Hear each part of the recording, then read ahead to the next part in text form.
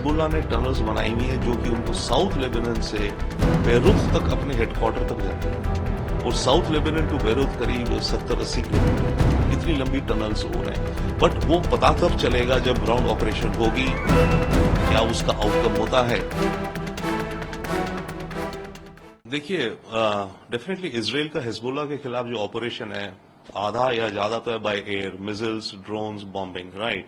अब उसके अलावा इजराइल ने प्लान है उनका, जो वो कहते हैं कि उनके बॉर्डर से 30 किलोमीटर दूर तक हिजबुल्लाह को निकाल के बफर जोन बना दो।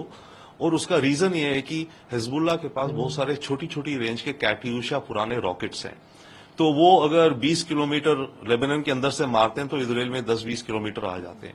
तो इसलिए इजराइल का कहना है कि 30 या 40 किलोमीटर तक अपने बॉर्डर से, इजराइल लेबनान का बॉर्डर करीब 80 या 90 किलोमीटर का है, वहां से करीब 30 किलोमीटर दूर तक इन्हें पिछाड़ दें ताकि ये बफर जोन बन जाए। अब वहां पर अभी जो ग्राउंड ऑपरेशन हो रही है वो हो सकता है इतनी आसानी से ना जाए जितनी इजराइल एक्सपेक्ट कर रहा है, क्योंकि याद रखिए हमस के पास जो टनल्स थी या हैं गाजा में, वो उनको बनाना हिजबुल्लाह ने सिखाया। हिजबुल्लाह टनल्स का एक्सपर्ट था बिफोर हमस, और हिजबुल्लाह ने जो टनल्स बनाई हैं अपनी साउथ लेबनान में, वो उन्होंने बनाई नॉर्थ कोरियन इंजीनियर्स के साथ और इरानियन इंजीनियर्स के साथ मिलकर उन्होंने मदद करी। तो हिजबुल्लाह की कितनी टनल्स हैं इस इलाके में वी डू नॉट नो, और कुछ टनल्स हिजबुल्लाह की ऐसी भी हैं जो कि इजराइल बॉर्डर से नीचे से होते हुए आकर के इजराइल के किसी गांव में खुलती हैं। इजराइल ने 2018 या 19 में 3 ऐसी टनल्स डिटेक्ट करी थी जो उन्होंने ब्लास्ट करी थी, राइट। तो अब साउथ लेबनान के अंदर जब इजरायली फोर्सेस जाएंगी तो देखना ये है कि टेरेन बहुत अलग है, ये रगेड है, पहाड़ियां हैं, झाड़ है, डेजर्ट टाइप इलाका है। बट वहां पर अगर ये टनल्स ज्यादा हैं तो हिजबुल्लाह के फाइटर्स वही टनल से एक गए घुसे दूसरे से मारा, उन टनल्स में इनके वेपन स्टोरेज है, कम्युनिकेशन सिस्टम इत्यादि है। यहां तक है कि हिजबुल्लाह ने टनल्स बनाई हुई हैं जो कि उनको साउथ लेबनान से बेरूत तक अपने हेडक्वार्टर तक जाती हैं और साउथ लेबनान टू बेरूत करीब 70-80 किलोमीटर है, तो इतनी लंबी टनल्स हो रहे हैं।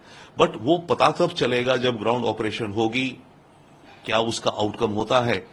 Otherwise yes, Israel ground operation पे तो आगे जा ही रहा है यहां पर, एज वेल एज हिजबुल्लाह की जो हेड है, कमांड कंट्रोल सेंटर्स, उसको रिपीटेडली बॉम्ब करके फ्लैटन आउट कर रहा है। ये दुनिया में दुविधा है, जिसको वो फ्रीडम फाइटर कहते हैं हम उसको टेररिस्ट कहते हैं, और जिसको हम फ्रीडम फाइटर कहते हैं दूसरा उसको टेररिस्ट कहता है।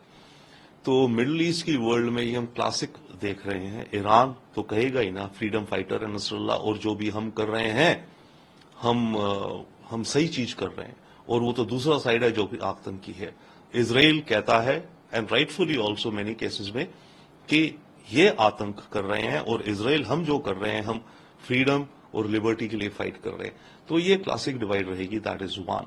सेकेंड, ईरान का ये कहना, और ये भी समझ आता है क्योंकि ईरान और इजराइल की एक तरह से दुश्मनी इतनी बढ़ चुकी है कि दोनों एक दूसरे का एंड देखने की तरफ चल रहे हैं। इजराइल ने ठाना हुआ है ये गाजा अटैक होता या ना भी होता हमस का 7 अक्टूबर का, इजराइल ने उससे पहले से ही काफी से डिसाइड कर रखा है पब्लिक स्टेटमेंट्स में भी कि वो ईरान को कभी एक न्यूक्लियर वेपन स्टेट नहीं बनने देगा। और ये खबरें साल भर पहले भी आ रही थी, अब भी आ रही हैं कि ईरान काफी निकट है फ्यूल को लेकर के, एटम बम तो नहीं बट एटॉमिक फ्यूल को लेकर के बनाने के में। तो ऐसे में एक्सपेक्ट तो यही करा जाएगा कि ये जो जंग जा रही है ये ईरान की न्यूक्लियर रिसर्च और न्यूक्लियर एनरिचमेंट जो फैसिलिटीज हैं उनको डिस्ट्रॉय करने की तरफ जा रही है इजराइल की तरफ से, एंड ऑल्सो ईरान के अंदर एक रेजीम चेंज सॉरी ईरान के ओके, एंड सेकेंडली ईरान के अंदर रेजीम चेंज। देखिए, ईरान का अगर इजराइल न्यूक्लियर प्रोग्राम एलिमिनेट कर भी दे या डिले कर दे, ब्लास्ट कर दे, 10 साल तक डिले हो गया, पर प्रॉब्लम तो फिर भी वही रही ना। अगर ईरान की रेजीम इजराइल की जानी दुश्मन रही तो इजराइल का ऑब्जेक्टिव ये है और अमेरिका का ऑब्जेक्टिव भी ये है कि ईरान की रेजीम चेंज हो। उसके लिए कुछ पीसेस ऑलरेडी हैं भी, ईरान के अंदर ऑपोजिशन है इनकी सरकार को, कुछ हिजाब को लेके प्रोटेस्ट एक वो बहुत बड़ा रीजन भी था। ईरान के नॉर्थ में जो कर्डिश रीजन्स हैं वहां से रिबेलियन हो रहे हैं। ईरान के साउथ ईस्ट में जो ईरान का बलूचिस्तान है वहां इंसर्जेंसी है।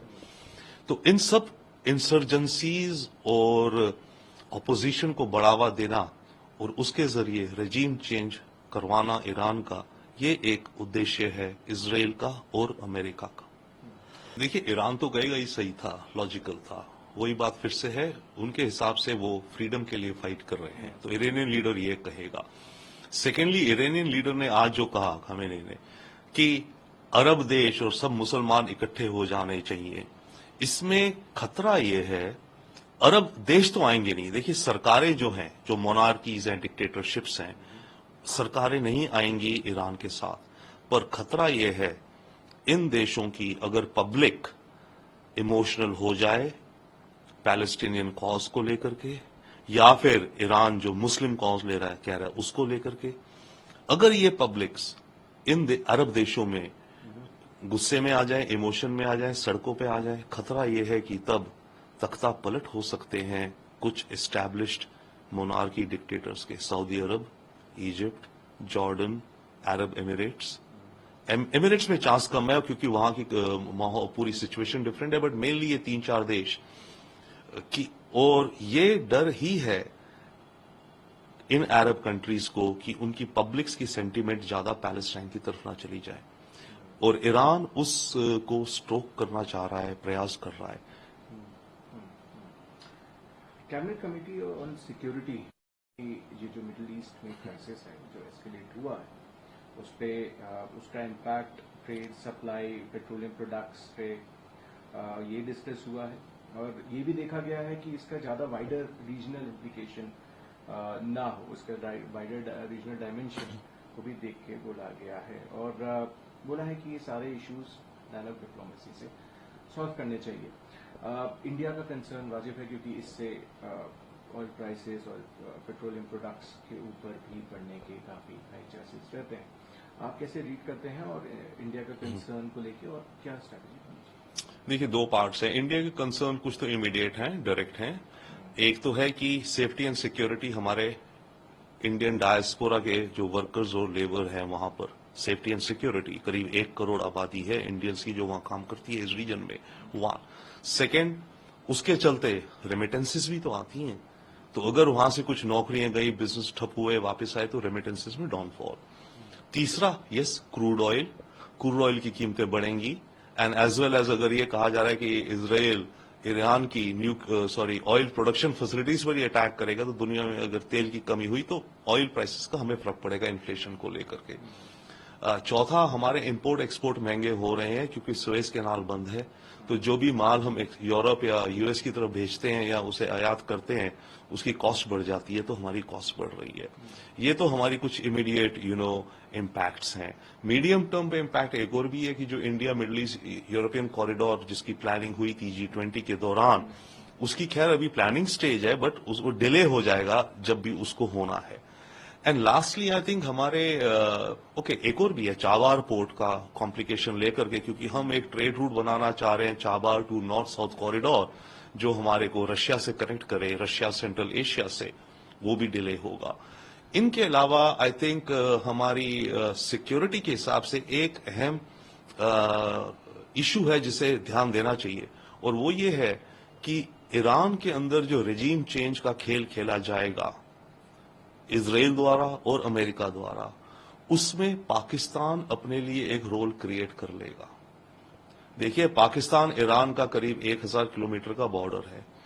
ऑलरेडी जो ईरान के बलूचिस्तान के जो इंसर्जेंसी है, कुछ इस तरफ रहते हैं जो अपने को फ्रीडम फाइटर कहते हैं, तो पाकिस्तान अमेरिका से और इजराइल से प्राइवेट डील करेगा कि ठीक है, मैं इनको ज्यादा सपोर्ट देता हूं, अंदर भेजता हूं ईरान में, और आपको भी जो भेजना हो यहां भेजो, यहां से आप अपने एजेंट्स भेजो, वेपन्स भेजो इनसाइड ईरान, मैं आपकी मदद करता हूं।